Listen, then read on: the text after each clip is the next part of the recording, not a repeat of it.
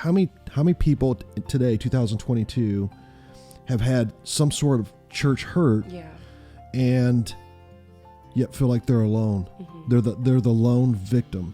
Yeah. That the person who did the abuse has gotten away with it. Hey, welcome to Next Steps. I'm Pastor Adcock. I'm here with Miss Darby Bell Adcock. Good morning. Good morning. How are you doing? I'm great. I have coffee today, so it's great.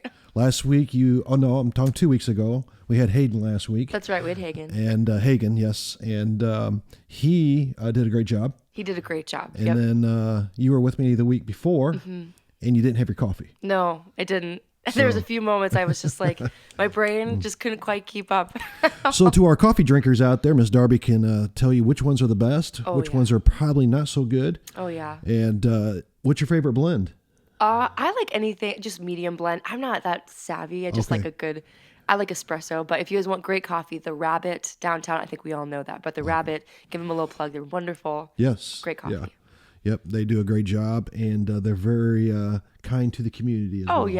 Oh, yeah. So, well, Darby, you and Malachi weren't with me yesterday at church, and I shouldn't say with me, but with all of us at BBC. So tell us a little bit about your weekend. So we went to Rockford, Illinois, and we were with a church called River Valley Rockford, and we've kind of partnered with them. It's been about like a year and a half, I want to say, just about a year and a half. So there's a church out there, and we call ourselves like extended family. So we're like the cousins coming in, but we'll go in and guest lead worship, and we'll just kind of come alongside their worship team or just their team and kind of encourage them. So fun fact, the lead pastor that is in Rockford, Illinois, I interned under him when he was a worship pastor at the last church that we were at, and he stepped out with his family and he took his first lead pastor position, and they're doing a great job. But it was something they were plugging into, and some things had been dropped by the previous pastor before, so there was a lot of work that needed to be done, a lot of TLC that needed to be done. So it's Ian McClelland and his wife Jody are the pastors over there, and they're both just wonderful. So we just kind of go and help them. It's interesting to me because as a pastor, when I was in school, when I mean college, undergrad, one of the things that they said is go start a church. If you're going to have problems, create your own. Don't go take someone else's problems over. But a majority of pastors do take a church over that's been pre-pastored by someone else. And obviously I've done that. I've never started a church, so I can't speak from that experience. But the idea that we come in sometimes thinking this church is as perfect as a church can be, humanly speaking, only to find out that it too was flawed because humans were behind it. Yeah. And obviously God guides the church, but sometimes I think it's frustrating to us that why didn't he or she do this? Why didn't he or she do that? And I'm sure people will do that to us, to me, when my time comes to an end. And so whoever comes in take over after me be like, why in the world did he do it this way? I have really chewed on this for years, but the more that I hear, because I grew up in the church and our family had church hurt, and we the questions come of like why the questions are always there of like, well, I wouldn't have done it this way, and but the more that I ask people questions and hear and listen to their stories, and you just there's so many people that have had church hurt, and unfortunately it's just I've learned, it's like, 'cause before I would have a bit of a chip on my shoulder of like, man, because they're the people that are supposed to help. Like you just come in with that mindset. But, every church has broken people in them. And, I hear these stories and it's like, well, I don't believe in God anymore because people suck, or people hurt me. Sure. And the more that I can more specifically Christian people. Yeah. But the more that I can hear that, we're just like, we none of us have it right. And any church you go to, there are some beautiful parts. I was just talking to somebody about this just the other day, but any church you go into, you can love parts of it, but there's going to be parts of it you're like, I don't know. There's no perfect church, there's no perfect pastors, there's no perfect staff. And that's hard for us to swallow at times because we like to think, well, is there anybody better than me? Yeah. But yes, there is. Yeah. And there's a lot of people better, but God calls each of us to a specific place at a specific time for a specific season. Yeah. And that's what really, with what the church is doing in Rockford right now, that's what Ian McClelland got called to River Valley Rockford. And so whenever we're not there, I know sometimes you're like, where did you guys go? But that's where we're at, is we're helping out another church family, which is that's happening here with Fresh Faith. We just talked with Hagen about Church of the Yeah. Heartland, and it's so important to partner with other, maybe not partner, that's not an option, but just we're all doing the same thing, you know? The idea is to get the gospel of Christ out. And to be able to do that, we're going to need people with different talents, different gifts, different abilities to reach people that maybe we wouldn't be able to reach. One of the things I always told BBC is, let's do things that no one else is doing so we reach people no one else is reaching. Absolutely. And that's hard because people are like, oh, that makes me uncomfortable. But I never see Jesus talking about our comfortability. Yeah. And kind of gets us to yesterday's message a little bit, because I think we've heard the burning bush sermon. Probably if you've been raised in church, you probably have heard it a dozen or so times, different ways. But I'm not sure if we have heard it from a perspective of three lies that the burning bush is trying to cover or trying to combat against Egypt. And Egypt told three lies. And we talked about yesterday something I thought was pretty unique. The signs had voices. Now, Darby, do you know sign language? I know people who know it, but barely. Okay. So when I was in Cub Scouts as a boy, we had a young man who was deaf. And he basically lived off reading lips or sign language. And so I picked up a few things. I don't remember them now. It's been a long time since then. But I know this, that when I was doing sign language, often I would say the words that I was signing, and he would read my lips and read the signs. But in Moses' case, there was a rod turned to a serpent, back to a rod. You had a hand turned to leprosy, back to normal. And then you had water turned to blood. And those three signs, the Bible says, if they don't hear the voice of the first, maybe they'll hear the voice of the second. Maybe if they don't hear the voice of the first two, then they'll hear the voice of the third one. And that just really struck to me, because, like, what voice is God talking about? And have you ever thought about signs speaking, although they're not vocal? I haven't thought about it. I mean, no, I haven't. And I guess that's where I kind of was pausing at, because I feel like I was preaching something yesterday that was new to me. Yeah. I'm not going to say it was new to everybody, but was new to me is, like, there are things that we see that don't need words but speak volumes. Yeah. And I didn't get into this yesterday, but, you know, if we were at the empty tomb of Jesus, would there be any words need to be said? Because the sign was enough. The tomb was empty. It spoke volumes that Jesus is alive. He's risen again. Yeah. And obviously I wasn't able to have time to get into all that, but that's kind of stuff I was thinking about. I was like, what are the things that we see in life, sometimes maybe from the scriptures or just in life in general, that we walk away and we don't have to say anything. The sign spoke enough. Absolutely. You know, and we were in Israel. I know we kind of bring this up quite a bit, but I think it's just life transforming, life changing. In Mount Nebo, we were told not to say anything. I mean, George did a lesson. It was an awesome lesson. But he said, hey, I want you just to soak this in. I just want you to look at this. You're looking at the Jericho River. You're looking at where Jordan was. You're looking where Ai was. You're looking at different places, the Sea of Galilee. And you're just soaking this all in. And there wasn't really words, but the place spoke loudly. Absolutely. And I think that's what's happening here with Moses and the Lord. Throw your rod on the ground, serpent. Pick it back up, rod. Put your hand in your clothes, leprosy. Put it back, normal. Water to blood if they don't believe it. And I think what God is saying is, I'm going to have voices that are going to combat the lies that Egypt has been telling. So you talked about ministry for a little bit there for a few minutes in Rockford. But I think you used the term, make sure I have this right, you said church hurt. Yeah, yes. So I think people do get hurt by people in church. I think it's a good fact. Yes, unfortunately, it Yeah. is a unfortunate fact of we hurt people. Broken people, hurt people, and yeah. Hurt people, right? And but sometimes in that hurt, and let's just call it abuse, because there's been, Totally. one of the major talks in the past few years has been sexual abuse within the church, this immoral behavior that's taking place. It's not good for anything.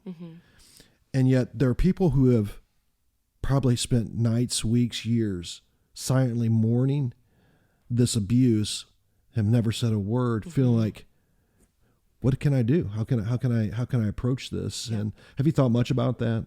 Oh my word, yeah. I mean, it's all over. If you really pay attention to some of these, bigger pastors, it's heartbreaking to hear the abuse stories that are coming out, and it's and for the people that have had to carry that for years, Yeah. and there are so many forms of abuse that can happen in and out of the church, period. There's emotional abuse, spiritual abuse that isn't talked about often, but it's when you walk into, again, a place that you are under somebody's, you've come under their umbrella, you're learning from them, that's an authority figure, and something goes wrong, and it's just like, I can't imagine, and I'm so thankful to say that I have friends who have walked through things like that, but I have not, and I can't imagine having to carry that for years, because it's somebody that you're like, this was supposed to be right, and something went wrong, and where do I say this? Do I say something? The victim to me, and I don't want to speak for every victim, but the victim to me kind of has a general feeling, this is my fault.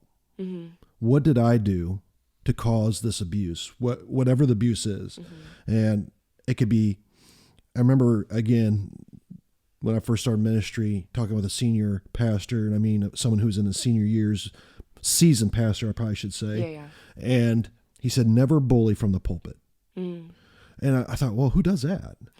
Why would you do that? But then the further I got into ministry, the more I realized, wait a minute, there's things that we want as pastors that I'm going to put a spiritual spin on, and I don't think God gets glory out of that. Absolutely. And I hope I haven't done that. And if I have, Lord will let me know, and I'll get forgiveness on that. But that's one thing I've really tried hard not to do. But back to the victims here just for a second. Whatever the abuse is, whatever the bullying is, whatever has happened, they suffer alone. And I think this is what God's getting to. How many moms, dads, brothers, sisters, aunts, uncles heard or saw one of the baby boys thrown into the Nile River? And again, didn't get into it yesterday, but I wanted, how many husband and wives cried in each other's arms because their baby was just ripped from them. Because we have this picture that the soldiers came in and did this, but the Bible says that Pharaoh gave this power to every Egyptian person. And so the baby was born. It was a boy. They just went and grabbed it, threw him in the Nile, and the Nile covered it up as if it never happened. Have you ever thrown a rock into a body of water, creek or a pond or something? And there's ripples, there's a splash. But within a few minutes, it's all back to normal. There's no evidence that the rock is anywhere in that water. And when we went to Egypt and to Jordan, and when we did this last summer, we actually got to see the Nile. And I think that we've said that before. But it's such a thick body of water. And what was told to us, and I'm sure that this has been talked about before, but what they told us is as soon as the boys were thrown into the Nile, that undercurrent, and they even warned us, because we actually got to jump into the Nile, which was very, very neat. But even the people that were helping us, our rabbi, our teacher, has done it before. He's taken many trips, so we all kind of waded in, jumped in. But some of the people that hadn't worked with us before were super scared. If you remember, they're like, "Don't go over that far," because people don't jump in the Nile because it's such a strong undercurrent, and it can just take you in a second. So back to my point of just when you threw the baby boys in, they were gone, like they were completely taken under. They disappeared, and I kind of shared this fake illustration of. These same grieving parents go before the Egyptian authority and say, hey, our neighbors threw our baby boy in the Nile. And we just kind of played along with the game, and they come to the Nile, and the Egyptian authorities look at the Nile River and they say, well, there's no evidence. And just how heartbreaking that is. And we bring this forward to like how many people today, 2022, have had some sort of church hurt and yet feel like they're alone. They're the lone victim. That the person who did the abuse has gotten away with it. Yeah. I've done a lot of reading with some of the ladies who have come out bravely to name a pastor, a youth pastor, or somebody within the church who abused them, sexually assaulted them, raped them, and how they came out 15, 20 years later, and people say, why'd they wait so long for? And I think to myself, if you've never had that abuse, you have no idea the fear that comes behind that. And they have, let's just say 15, 20 years, they have sat there and thought, what did I do to have this happen to me? Yeah. I wonder how many Israelites thought that exact thing. Yeah. What did I do to lose my baby boy? And one thing I know that for the Jewish people, and I'm not going to say it's not true of all nationalities, but the Jewish people loved having baby boys. Have you ever wondered why that was? I mean, you're carrying on the family name. You've got another you've got another strong hand for the family work. And yes, that is true, and the family name is a big one. But the major one is the Jewish woman was going to bring the Redeemer in. And so every time there was a boy born, there was this kind of insight, is this the Redeemer? And I take you back to Genesis where Eve said after Cain had murdered Abel and Seth is born, she said, I have born a man. Is this the Redeemer? Obviously, we know it's not going to come in human form in the essence of a human father and a human mother. It took Mary, who was a virgin, and the Holy Spirit, and it was an immaculate conception. But there's that picture, again, of here's all these Jewish women in bondage and slavery, and having a child, not just a child, but a boy. Oh, man, this could be the Redeemer. This could be the one. Yeah. And see him thrown in the river to never be seen again. Yeah. It's not that, I don't mean to be grotesque, but babies don't bob. They're not bobbers. Their little heads didn't bop up and down in the river and go down there. And it wasn't that. They went in and never came back. That's how strong that current, just like you were talking about, that's how strong that current was. I mean, you look at you and I, and we won't put our weight on this podcast. Yeah. But how tall are you? Oh, he meant real weight. I was like, I think some spiritual baggage. I'm like, yeah, right. no, wait. I mean, if you want to, go ahead. But, no. But how about how tall are you? I'm like 5'7". Okay, 5'7". So I'm 6 foot. There were some other people out there that were somewhere between our heights. There were people who were skinnier than us. There are people who were a little heavier than us. George, I think, is about 6'4", 6'5", wasn't he? So, and no matter who it was, no matter the weight of their personal body weight, no matter their height, that current ripped us down. Well, yeah, absolutely. It didn't matter. The current was like, I don't care. And when we went down, you went from 3 feet of water into kind of a deeper spot, and then you were 12 feet down. Yeah. You were 12 feet going down the river pretty quick. And something to note too, we say we got to jump in the river, but that really, if you go to Egypt, and correct me if I'm wrong, and I'm sure there's something you can look up where I'm wrong, but it's not common. People don't swim in the Nile. It's not a place because the current is so strong. It's not their culture. Yeah. Even when we were in Israel, the Sea of Galilee didn't have people out there, with houses being built. You think about Bass Lake here or Maxentucky, whatever, and Culver, and people are building these multi-million-dollar homes around there. That just doesn't happen. It's not their culture. Water is life. Now, think about that for a second. If the Nile River was the life of Egypt and the baby boys were thrown into it and they died, God said, and there was a verb, when Pharaoh looked at the children of Israel and said they were multiplying, the verb in the Hebrew is they were like insects. They were like creepy crawlies, like serpents. Yeah. And what do you do with an insect? You smash it, right? Or you get your husband to. Yeah. So, and smash it, rib it, creepy crawly, right? So here are all these creepy crawlies having creepy crawly babies. And so the male creepy crawlies were going to throw into the river. And God said, that's a lie. Those are my children. Yeah. And he reverses the river of life to become a river of what? Death. So that which brought life had caused death. And it's almost like God reversed the role of the river in the first plague. Yeah. So Moses says, here's the sign. The Israelites see it. He takes water from the Nile, pours it into the sand, and it turns into blood. And they're like, that's our babies. Yeah. That's our babies. And Egypt said, no. There's no evidence of your babies being in the Nile. It was a lie from Egypt. And God said, no, I know they're there. Yeah. And in the first plague, he says, I'll show you. And he reverses the water that brought life. It brings death. The Bible says that in that first plague, that it stank because of the fish that died, the reptiles that died in there.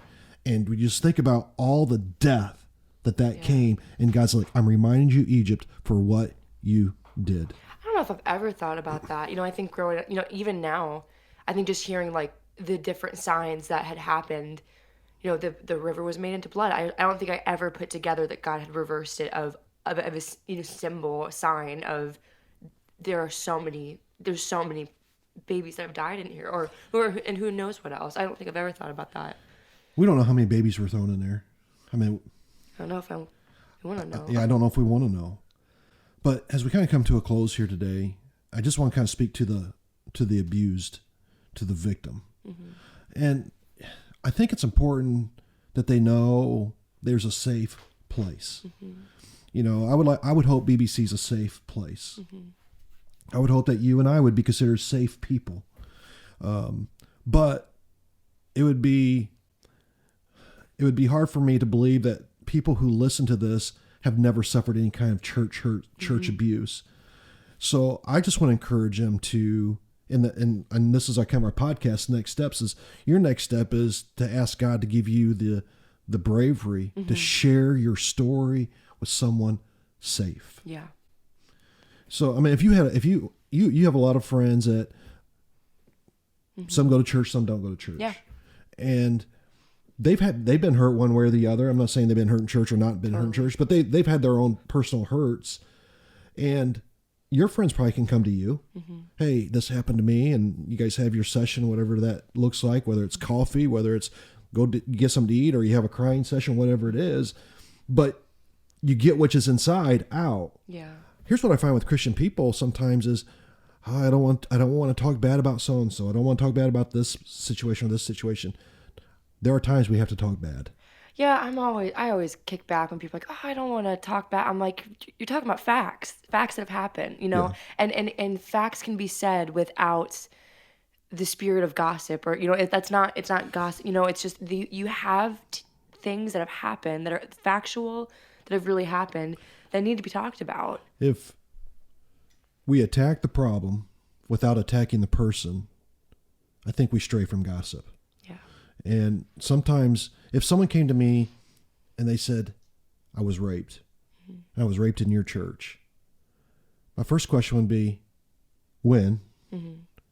who, and what are we going to do about this? Mm-hmm. And, and I don't know the exact order of all that, but I do know this, that if someone came and if we went to the court of law and said, hey, someone abused me, they would want to know who. Mm-hmm.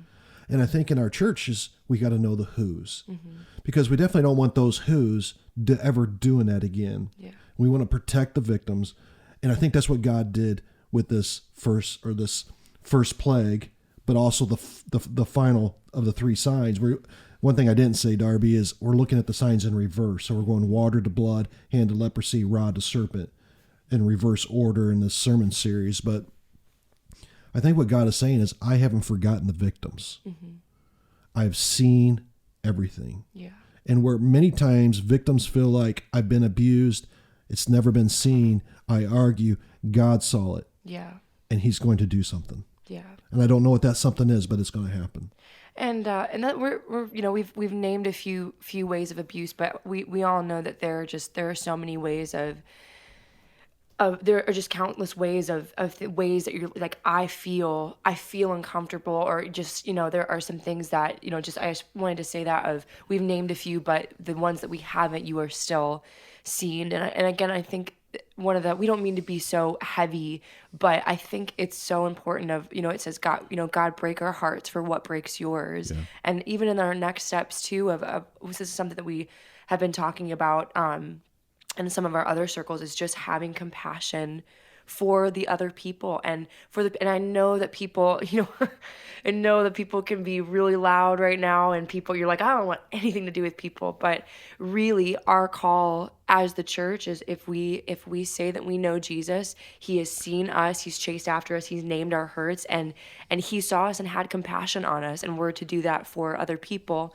And that being said, of like, we don't mean to be so heavy with talking about the, babies in the Nile, but that was, or just, talking about church abuse, but these are things, and we don't mean to compare them. I know that they're not exactly equal, but when we got to the Nile, I would just like to say that, like, we heard about the babies being thrown in, and it's so sad, but like to see the whole picture, and to hold the weight of that, of like, this is heartbreaking. Yeah. And to hold the weight and hearing somebody's stories of abuse, or somebody's loss, or whatever it is, to hold the weight of that is to have compassion of. And I know, so it's so, sometimes we don't want to look at it of like, oh, that's too heavy, and I'll pray for you, or we're praying for you, and we just kind of stay over here. It's just not what we're called to.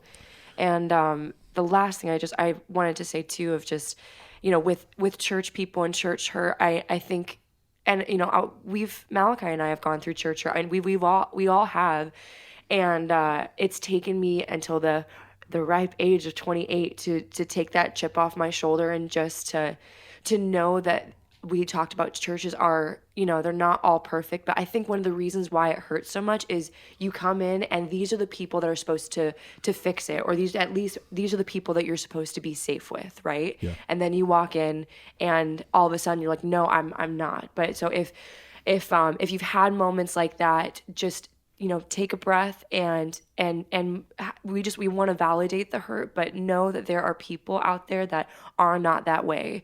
And we again, I always say this, we live in a broken world, and sin is in our world, and things will not be fully restored until Jesus comes back. And that's the day that we look forward to the most, and do absolutely. the best we can. We close in here, but I always say this. I wonder how many parents felt guilty when the baby was born and it was a girl.